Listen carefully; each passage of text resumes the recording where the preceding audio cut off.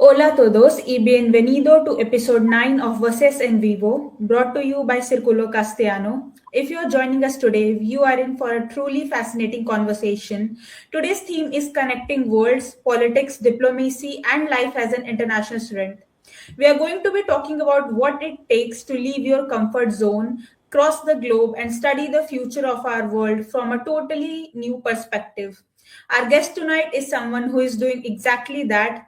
He is a political science and international relations student who made the massive leap from Costa Rica all the way to New Delhi, India. He writes for the Hindu Gazette. He is heavily involved in student diversity initiatives, and his focus is on global south, the Indo-Pacific, and the fascinating world of tech diplomacy. From the pure Vida of Costa Rica to the incredible energy of Delhi University, please welcome our guest, Javier Cordero. Javier, thank you so much for being here. Thank you for inviting me. It's a pleasure to be here. Gracias por invitarme. Es un placer estar aquí. Sí, yo soy de Costa Rica. Tengo 24 años y es un gusto estar aquí en India. Ya llevo 2 años de estudiar en la Universidad de Delhi, en Hindu College, y ha sido una excelente experiencia. Thank you so Qué much. bueno. Muchas gracias for giving us your time and insights, and we are very much excited to have wonderful conversations with you. Since we have a lot to cover, let's dive right into the conversation. And yeah, start with reminding your memory of the first 48 hours when you came to Delhi from Costa Rica, and like you realized, yes, now I'm definitely not in Costa Rica and I'm in a different country. How was that experience, and how were you able to navigate that chaos and the initial phase of being in a different country and trying to settle down? Ok, en español, ¿cierto? Oh, pues en inglés está bien. En Para inglés. que está Ok. abierta. Sí. Yeah. Okay, perfect. So, the very first 48 hours, that's a good question. I think, um, the 48 hours after a 30 hours flight were much better than the 30 hours flight. I was 30 carrying, hours? yes, I was like carrying 30, no, I was carrying almost 40 kgs in both suitcases, and the 10 kgs allowed in the normal bag. So it was like 50 kgs. I was just holding a whole person on my back in the airport. So everything after that was much better, but I just needed a bed. When I came here, I realized I didn't have a bed. Like there was a bed in my room, but no mattress. So I had to stay up I had to stay up for like 10 hours more. I was looking for a mattress, cover, pillow, everything. After that, I slept for 1 day, 2 days consecutively. And then the shock came like, oh wow, now I'm in a different country. And the jet lag hit. And it was amazing actually because the first time I came to Delhi um, was like not that surprise for me. I came for the very first time in 2023, August, in Agra, and that was shocking also because the very first thing I saw was the language in every single billboard. I didn't know anything of Hindi, so didn't know what was going on around me and people talking. But the first thing I realized is that you have to be open minded, that you just have to go with the flow. If you just and the last thing or the last source you get is the body language. If people are pointing out of something but speaking in Hindi and you don't understand, you just go there and that's it. Whatever it goes after that, you don't know, but you just go there. and body language. And then after that, some months of experience with the language will make you feel much better here. Yeah. Yeah. Actually, that is a very relatable journey, to be truly honest, because I think the same thing happened to me when I came here to Denmark. Everything was very new. I didn't know the language and the whole place, the culture, the traditions, everything was new, and finding the place. And yeah, honestly, I also did the same thing that you were talking about. And after that, things do get a little bit easier once we start settling down. But yeah, I can totally understand Exactly. that and get the feeling that you might be going through there, because I believe I'm going through here. And I think every international student right now can, totally completely like relate to you currently, because I think this happens to the best of us. Even if we are like, thinking that, everything is okay and we have all of everything figured out and stuff like that, still it happens to the best of us. And Mm. yeah, coming to another thing, that you chose to come here in India to do your international relations and pursue, your education in that, when a lot of people like go to US or Europe for that. So what was that like? Like, what made you decide to come to India for IR and not go to any other country? Or was there any particular reason? Like, what was the spark behind it? Gracias, Akriti. Buena pregunta. I think the spark behind this crazy idea was learning Hindi, a little bit of Hindi in Agra. And because that was like a small, brief introduction of India to me among international students. So all of us were with the same doubts, same questions, and we were like protecting ourselves. But I took a step forward, I was like still curious. Like India had so much to tell me still. And I was connecting my passion to political science and international relations. And I didn't want to go and pursue something where the center of power is still holding these narratives. I wanted to go where I also share a little bit of narrative in common, in the sense of we are coming from countries from the global south. So we have something to say now, and geopolitics are changing every day more than ever. And now you see the narratives Asia and Latin America, for example, and countries in Africa are having nowadays more than ever, and the countries in the global north are gripping that power more than ever because they know they are not being able to share it. So let's see how it goes. But I think that was one of my reasons, and I don't regret it at all.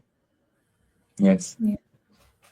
Honestly, wishing you all the best for your future endeavors. But yeah, totally. I think this is a very, a refreshing opinion about studying in India, because with the westernized narratives, people have started, making it sort of not a good place to study, but it is completely opposite. When you come here, you have a lot of opportunities, you have a very great place. And because I did my bachelor's, I have done all my education from here, and there are a lot of people who are doing that. So I believe that this is also a great place, a great option to study. And obviously there are other countries, and every country is great in their own way, but I believe India is also like a really great place to study and to know the actual politics that is happening. Because in the global south space, I would say that it is a great point of view where you can get the most of it, and like you can know, you can understand the Indo-Pacific politics and what is going on, and what is going on or around the world in general.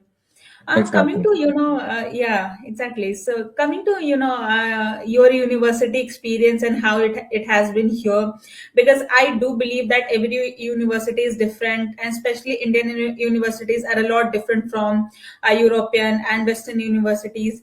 So how was it when when you were able to start here, and you started any process, and like what was the entire experience when you came to your university, and when you were going through the beginning phases, and like did it teach you patience, and like what lesson like did it teach you? The first time I came and I joined the university, it was very confusing because everything was chaotic. Because even the Indian students joining this degree were lost.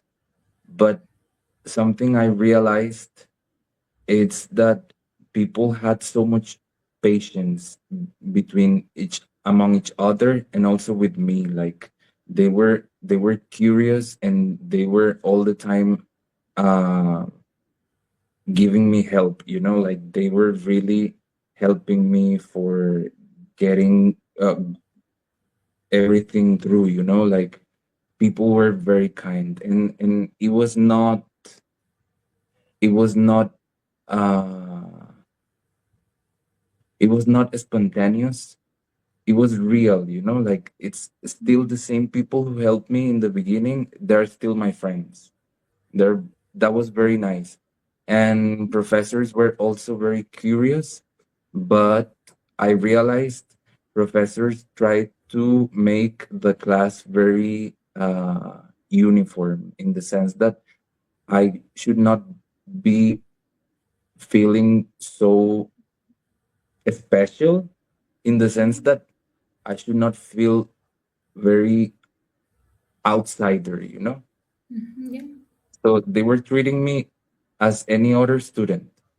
And I like that because um, in some other classes, I was feeling like, okay, I'm just here, and they're asking me just because I'm the foreigner.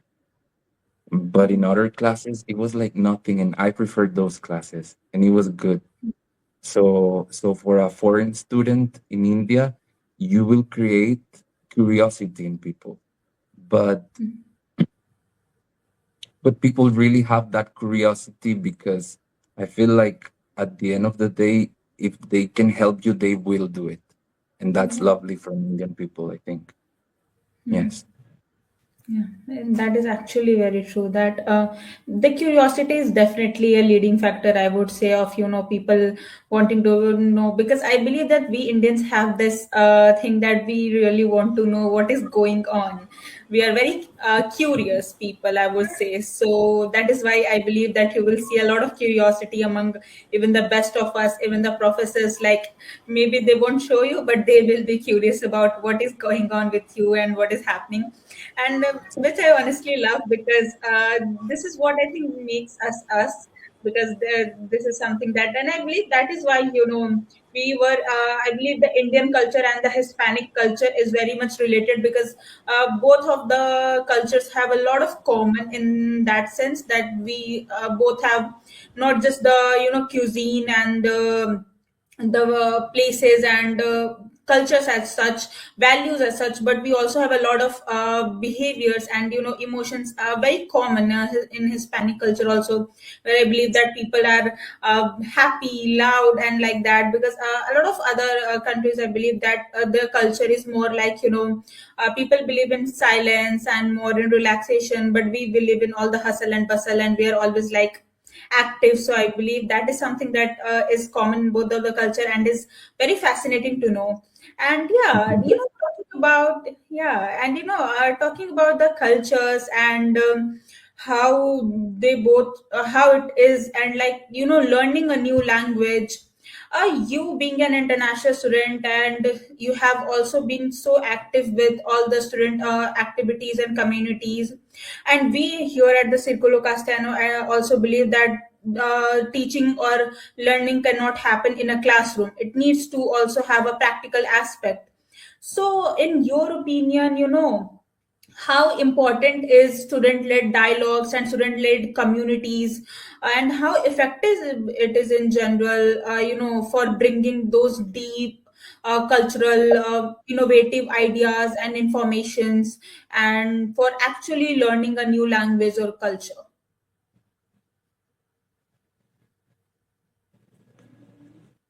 Mm, that's a very interesting question. Una muy interesante pregunta. I feel that um, groups, people in general, as I have seen in my college, people are very open-minded, really. Like they are very open to accept discern opinions, different opinions, and they accept people discerning and also accepting the same opinions.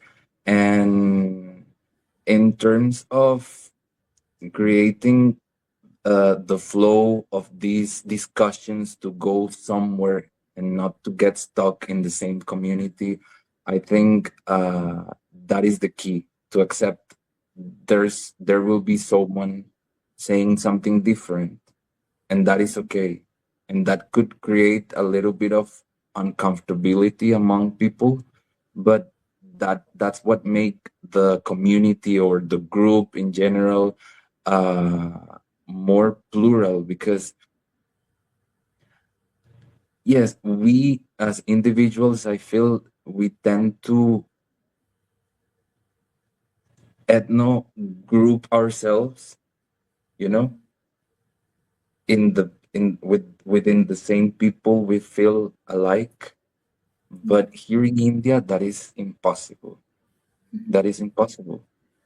It's impossible. You will be with a Malayalam person and then an Assamese guy, and these both people coming from different spheres, they will have completely different understanding of politics, for example. They don't live politics the same way. One is a Muslim girl and the other is a Catholic or a Christian guy. So everything is completely different, and that is what makes India beautiful, the plurality. Still, I feel the plurality is what makes it's the biggest soft power of India. Es el mayor, es el más grande poder suave que tiene India. Yeah, that is actually a very fascinating point to know. Because there's a lot of diversity, and people in generally do not think a lot of about the how the diversity plays a role in shaping the mindset of the youth. But it does. The diversity definitely helps because it is different for every person coming from a different city, state, culture, background, as such. And yeah, taking in confidence, how your life has been as an international student on a new campus in a new country. So if you were to give advice to another person, another international students, the people who might be seeing this video, so what will be your best advice for them as an international student who might be struggling to build a new community and interact with a new community in a new nation? Mm, sorry, Akriti, could you please repeat it again? Yeah, sure, sure. So I was saying that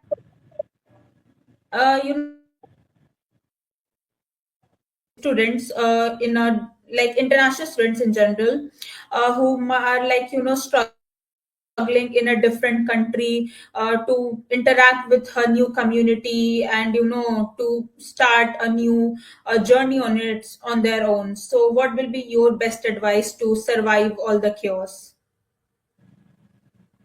The best advice to survive all the chaos, I feel, for a foreign student in India, um, for the very first chaos, I would say, um, okay, sorry, just 1 minute. Just give me 1 minute. I will come back with the answer, okay? Yeah, yeah, Yeah, sure. sure, sure, sure, sure, sure. Yeah, yeah, sure.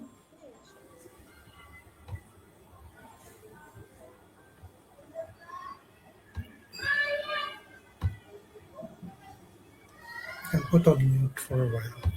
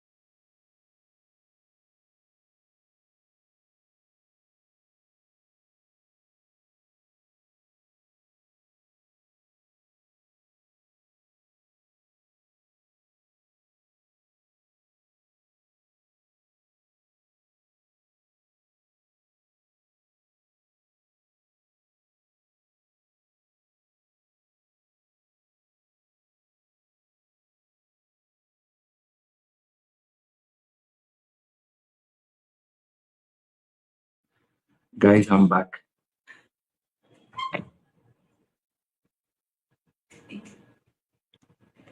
Esperame un momento y estamos siguiendo. Um, okay. Okay. Yeah. Yeah, perfect. Yes. Yeah. Resume. So you were asking one of the things I should recommend Yeah. if we're back, yes, Yeah. to an international student coming to India. I think I only recommend them to come with an open mind. That's all, Yeah. and the ability to adapt. That's it. The ability Yeah. to adapt to whatever, you know. Really, as I said in the beginning, if someone tells you something you don't understand, but their body language won't lie, believe that. Believe that. Like I don't think there's no one in the world more than Indian people and Latin American people who use their language in their body more, and better as we Yeah. do. Like that is important to believe. Yeah, Yes, true. and it takes time because for me, at least, the very first thing I saw that I couldn't believe the body language in Indian people was the neck movement. I thought every Yeah. time they were rejecting my idea or something like that, but it just takes time to get there and understand. Yeah.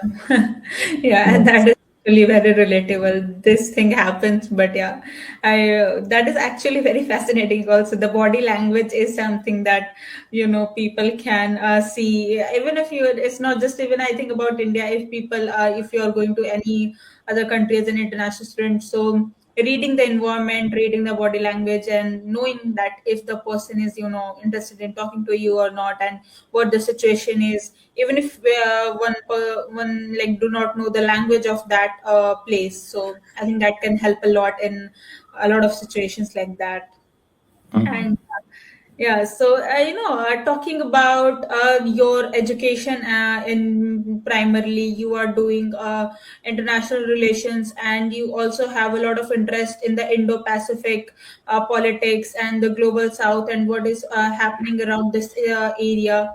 So after coming here and actually studying the matter, uh, has your opinion changed in any way? Like, what is the biggest misconception of people back home for you, like have the realities of Indo-Pacific politics? For Indo-Pacific politics, I think people think in the other side that Indo-Pacific politics is all about United States and China. Like everything is happening in the Pacific, literally. But it's more than that. It's actually including the Indian Ocean. And there it happens and it moves more than the Pacific itself. Still, lots of experts in geopolitics are figuring out how to decipher, right? Uh, the the what they call the uh, chain of pearls, a strategy of China, and how it is going through the whole Indian Ocean uh, to get to the final point, which is Europe, and trying to understand that it affects all the countries from Japan to Vietnam, let's say to Myanmar, to Malaysia, and then to Sri Lanka. It goes down to India, and all of that is a combination of one of the largest trading paths in the world, combined with one of the most problematic uh, areas. maritime areas at the same time. Yeah. So that that that is a lot of things to explore in the future for geopolitical interested students. I think Indo-Pacific has a lot of things to say, and and removing the conflicts. Also, it's a very rich region in the world, rich of culture, rich of narratives, rich of food, trading. It's a rich economy combined all of the countries. Yeah. Yes. Yeah, yeah, that is actually true.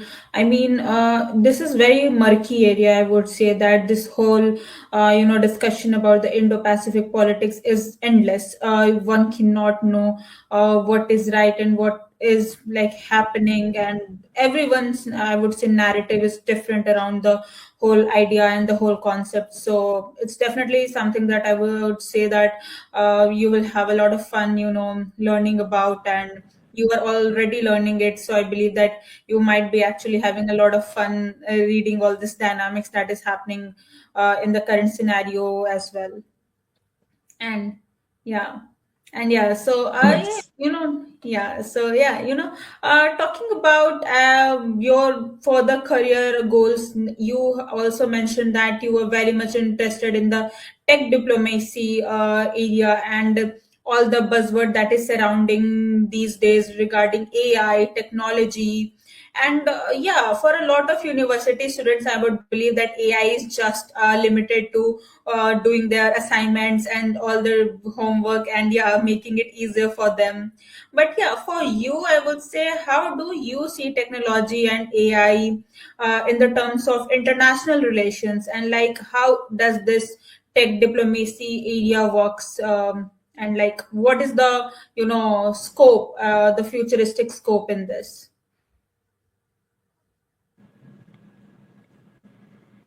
The futuristic, which is not that futuristic anymore, is that AI will define sovereignty and security of the nations, and also the global governance, what we understand of global governance.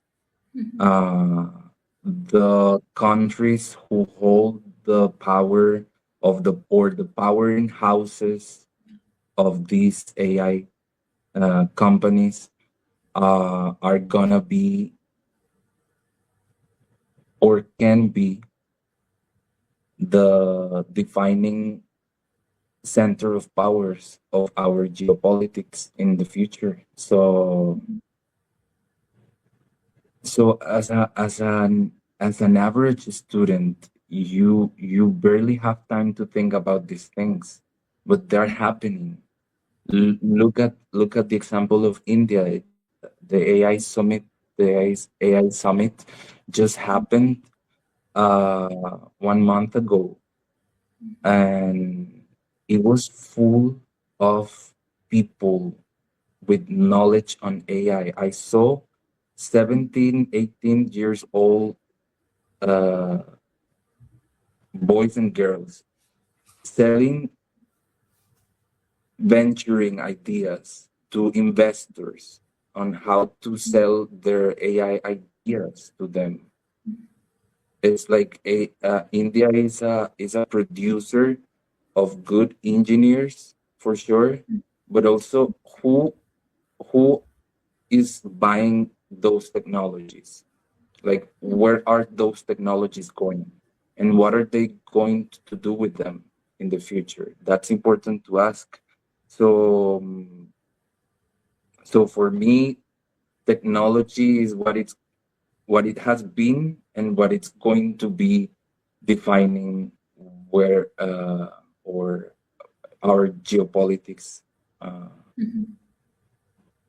will locate. Yes, Yeah, yeah, I yeah. think, and the global south, particularly with Costa Rica, for example, of India, um, regions like Latin America, Africa, and Asia, the whole global South.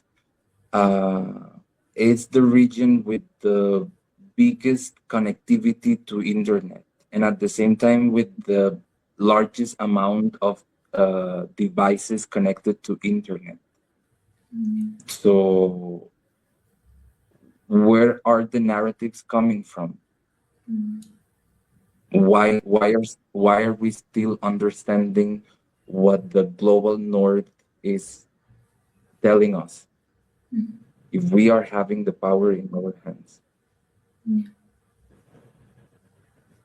Yeah, that makes actually complete sense because AI is something that is a very critical topic in this current scenario. And yeah, I would say governments all across the world is like, taking this very seriously. And looking at the example that you just gave, the AI summit that happened in India a few months ago, it made a lot of highlights and breaking news. I would say there were a lot of things that happened, and so much of new inventions, new informations, new technology came out of that. And we saw a lot of great people, great names attending that AI summit. So I would believe that if this gives an indication, then tech diplomacy has a lot of futuristic scope. And yeah, if for international relations student, it is something that is of great value to pursue in the future and looking at it. And yeah, thank you so much. This has been such a lovely and insightful conversation till now. And yeah, I would love to take back to the first question when we were talking about your 48 hours here from coming from Costa Rica. Uh, if you had a time machine and you had a chance to send yourself a 10-second voicemail when the time when you were like packing your bags and decided to come here to India, what exactly would you say in those 10 seconds? I would say, Javier, por favor, no empaques mucha ropa. Please don't pack too much clothes. Like Yeah. there are abundant clothes in India. In India, you can buy them there. Like I Yeah. I brought hundreds of pieces of clothes, and at the end of the day, I'm not wearing them anymore. I'm wearing what I buy here in India. So Mhm. that's a good advice. Come with Yeah. light luggage, That's the best advice to everybody who travels the whole other side of the world. Yeah. Yes. And like, will you also give Lightweight. yourself, yeah, and will you like also give yourself some advice regarding any culture shock or personal transformation that you have had from coming here till now? Like, you must have had so much of personal transformation. So, will you also like give yourself some kind of advice at that 10-second, or just not nothing about that? Yes, about personal development. I think um, hmm, I would say I would say really learn the basics of Hindi. I mean, if you will Mhm. travel to the other side of the world, learn a little bit of the language, just a little bit, and just a little bit of the modals and the polite ways to refer to people. That will take you somewhere. At least, you know, just to ask someone or just to say someone, you enter to a place and you say namaste, the person will feel w- a little bit willing to help you in a way. After that, you can speak in English, but just understand the main uh, protocols. The Yeah. basic protocols. That's it. Well, I believe here it gives out a first impression part. The first impression is Yeah. the Yes, last impression. Yeah, that comes that's here. true. Yeah, that's true. Fair. Yes. Honestly, I would also take that advice because when I was coming to Denmark, I also didn't, learn the language a lot. Like I didn't know the basics and anything. So I would also give that advice to myself when I would, would be packing, and like, don't focus on the clothes, don't focus on the materialistic things. Focus on the language, focus on learning the culture, so that at least if you Great. have the basics together, after landing there, it somehow feels better, I would say. Like, Mhm. that's a feeling that you don't feel all like, like you have landed in a very foreign place. You somehow feel like you belong. So I think, yeah, that does play a Akriti, very significant role. Yeah. Akriti, how do you say hi in Danish? High is high only, but the spelling is different. So spelling is Hej. So it's Okay, high only, but a lot of interesting. things I would say is different. Like, what what can I give you as an example? I don't remember anything right now. But yeah, like, I would say the It's most of the okay. things that I learned about Danish was, from grocery stores. So it, like, cucumbers are called gurken. So I can Mm. relate, because this is what I've been doing. I've been cooking and cooking here. So a lot of things that I learned about Danish language is from grocery store and stuff. So yeah, cucumbers, tomatoes, and I can give you all the vegetables names like that. But yeah, That's good. yeah, Yeah, and that's good. yeah. So yeah, talking about all the conversation that we had just now, from the AI to coming here as an international student and everything. Um, and like, wrapping up our main interview and bringing it back to the theme that we had today, when you eventually transition from being a student into a formal diplomatic career, what is that one uniquely Indian perspective or a specific lesson from your time in Delhi here that you plan to take to with yourself in your diplomatic journey?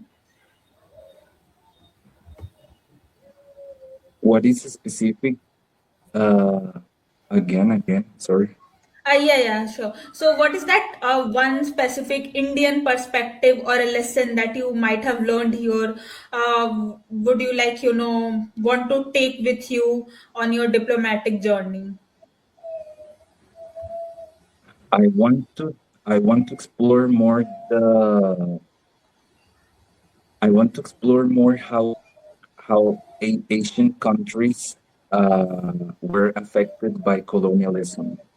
I think that we in our modern lifestyles think that colonialism is something strange and out of our minds or away of our minds, but we are still suffering that. And Latin American people are still suffering the same consequences of colonialism. And then we had imperialism. You also experienced British imperialism here. So we are still recovering from that. That's why we are called the global south. By who? So those narratives are still being explored. And I think we are already in the moon. We already explored the other phase of the moon. We are exploring AI technology, and we are developing machine learning and chips. But there's something lacking still. And I think those perspectives combined within all the regions of the world who have suffered colonialism, they still need to say something. Yes. Yeah, Mhm. that is a very significant point. And this has been such an insightful discussion with you, talking about all the different aspects of the Latin American culture, the Indian culture, and the combination of both. And, talking about the global south, Indo Pacific politics, and how we can look forward to a lot of those in the upcoming future. And now it's time for the very fun Spanish rapid fire round. And for that, I would like to call Saurav. And yeah, he will be taking over from here. And yeah, have fun with the Spanish fire round. Thank you so much, Spanish. Akriti. Muchas gracias, Javier, por Gracias. Thank you, todas las Agrippi. palabras. Me interesa mucho sobre, sobre todo la historia, cómo todo funciona y tu experiencia en India. Bueno, a mí me encanta y espero que um, puedo llevar las cosas, los puntos claves cuando yo me voy al extranjero pronto. Muchas gracias. Bueno, ahora empezaremos con la ronda de Rapid Fire. Bueno, no deberías pensar más. Okay. No son las preguntas graves o serios, solamente Okay. para disfrutar, relajarse. Bueno, la primera pregunta para ti. Atravesar Nueva Delhi en tuk-tuk en hora pico o deporte extremo o meditación zen. Deporte extremo, meditación zen. Yo creo que es siempre un deporte extremo, pero cuando aceptas que es un deporte extremo, puedes meditar en medio. Sí. ¿Qué tipo Sí. de deporte te gusta?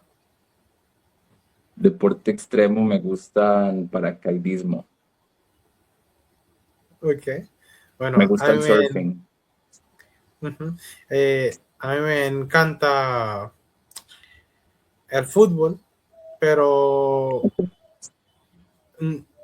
cuando estoy relajándome. Ok, ok. Bueno, no me gusta jugar mucho los deportes, ¿no? Bueno, si tuvieras que fusionar el gallo pinto es como el casamiento de El Salvador, ¿sí? Casi. El gallo pinto es el desayuno típico de Costa Rica. Sí, creo que es arroz con frijoles, ¿no?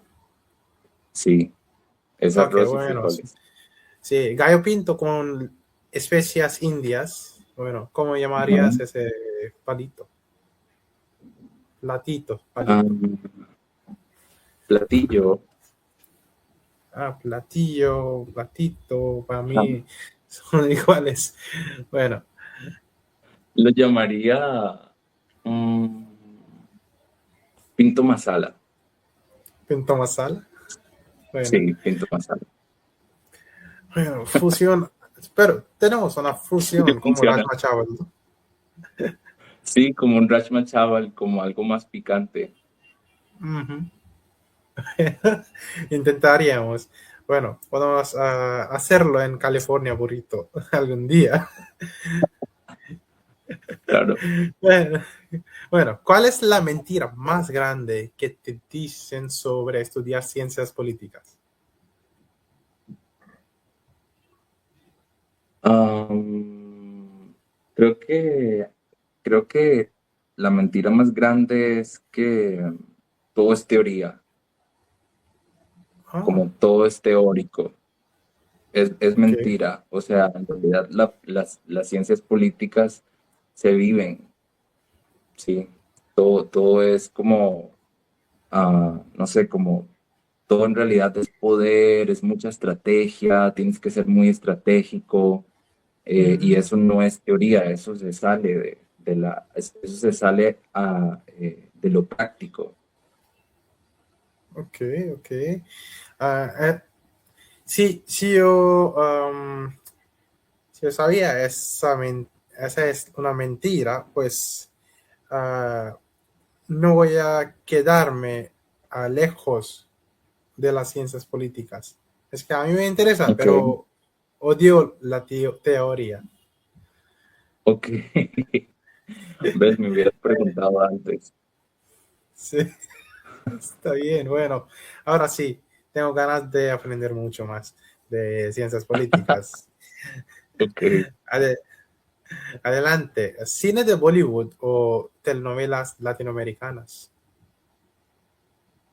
Telenovelas latinoamericanas.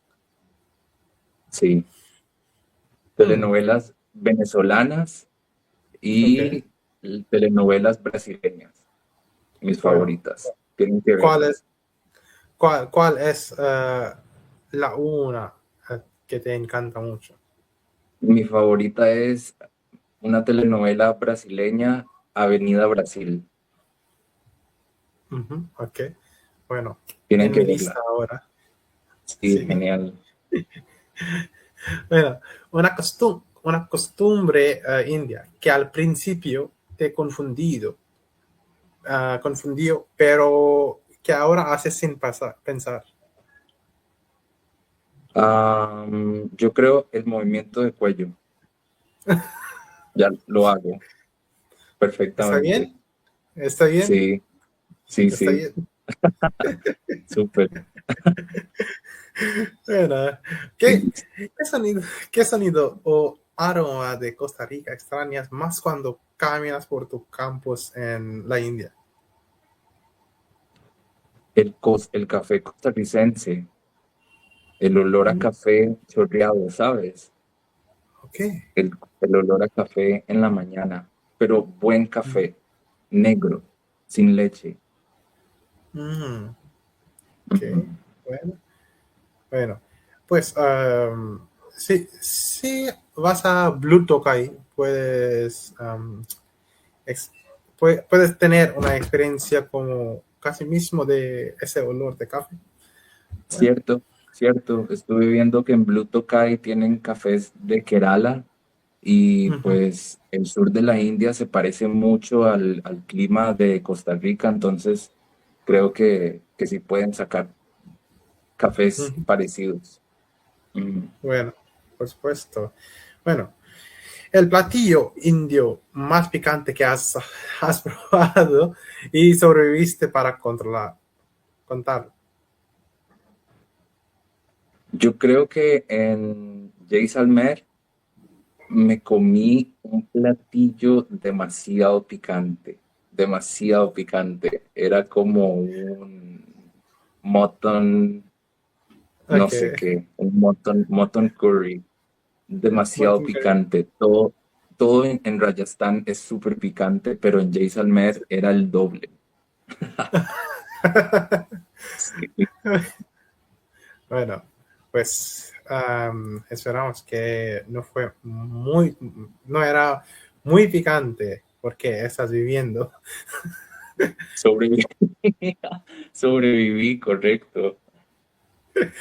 Bueno, ¿cuál es el mejor rincón de campus de la universidad tuya para tener una crisis existencial académica?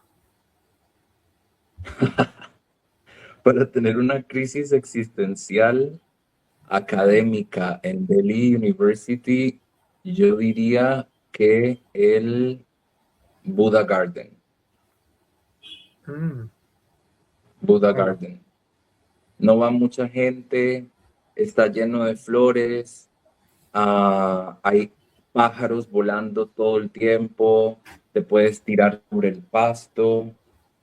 Mm, yo he ido varias veces, no hay mucha bueno, gente, a mí me gusta mucho, sirve para sí. meditar, para pensar, sí, Bueno, bueno, no deportes, solamente meditación zen. solo meditación zen y tuk tuk. Sí. Bueno, si tuvieras que describir el clima de Nueva Delhi en verano con título de una acción, claro, título de una canción, ¿cuál sería? Puede ser indie o español, cualquiera.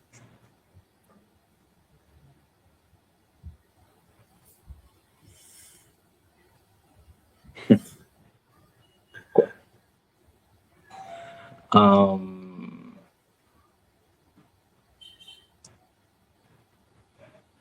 una canción que describa el verano de Delhi. Mm, Uh,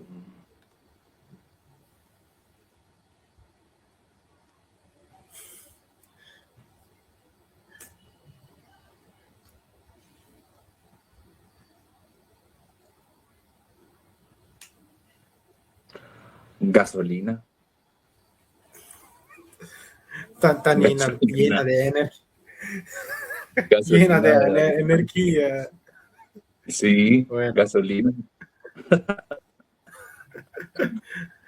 Además que a bueno. veces cuando está muy caliente en español nosotros decimos como, uff, gasolina, o sea, como caliente. Ah, ok. Sí, Bueno, sí. bueno. Sí. Ahora, el el clima, ah, es como, no sé, cómo es decir, cómo se dice, ese clima, pues, Ya está, ya, no tengo ya está palabras, calentando. Ya estamos entrando en cal- verano. pero calentando. Y por otro lado, está Ujú, lloviendo.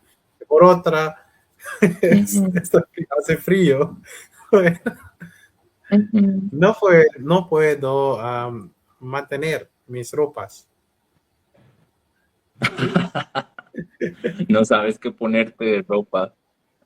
Sí. Sí, bueno, tienes una, tienes una misión diplomática de emergencia.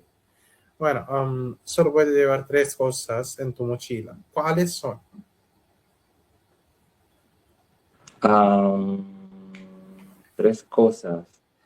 Una libreta, Ujú, mi tablet ujú. y ah,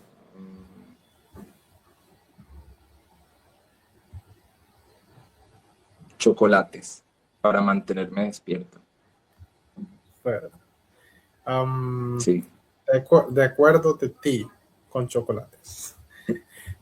Gracias. Bueno, Por favor.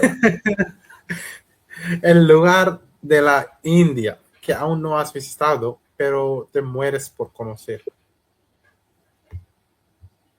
Wow, un montón, un montón. Me hace falta el Northeast States, Ah, sí. Kashmir y Ujú, el sur de la India, Kerala, pero el ujú. que más me muero por conocer es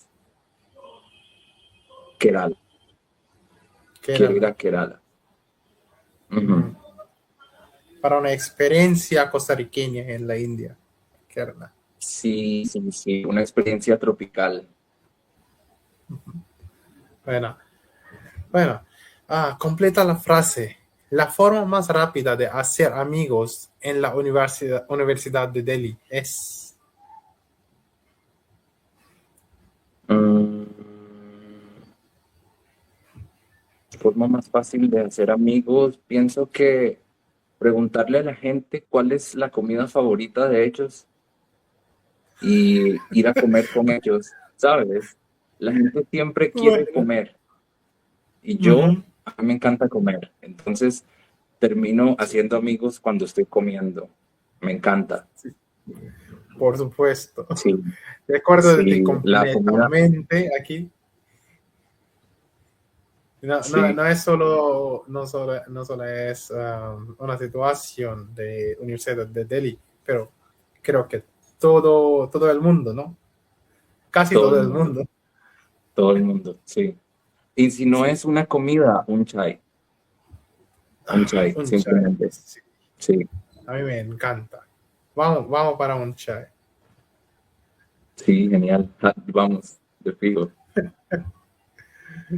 Bueno, ahora acabamos esta ronda de Rapid Fire. Muchas gracias, Akriti, for giving me this opportunity to speak with Javier and get some more information, uh, which is like going to help us out in making friends as well. Muchas gracias, Thank you. Saurav, and muchas gracias, Javier. This has been so lovely, like the rapid fire and the whole insightful conversation with you has been very, very amazing. Thank you so much for giving us your time and your insights today. It has been really, really lovely to talk to you. And muchas gracias to everyone tuning in. Thank you so much for joining. And yeah, please keep following Circular Castellano for more such talks and webinars in the upcoming weeks. And yeah, buenas noches. Nos vemos pronto. Ciao. Ciao. Chao, Chao, buenas chao. noches. Chao. Gracias. Bueno, okay, so we end here. And thank you so much, Javier, por todas las cosas. Bueno,